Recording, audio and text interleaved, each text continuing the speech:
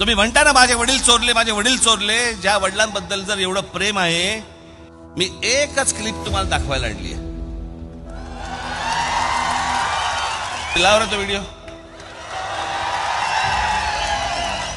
हे नीट ऐका. किंवा वय झालेल्या बाळासाहेब ठाकरेंच्या हातात, म्हणजे 80-85 वर्षाच्या म्हातारीच्या हातात तलवार देऊन काय उपयोग होणार आहे? हात थरथर थरथर थरथर करायला लागला आणि त्या हातात तलवार.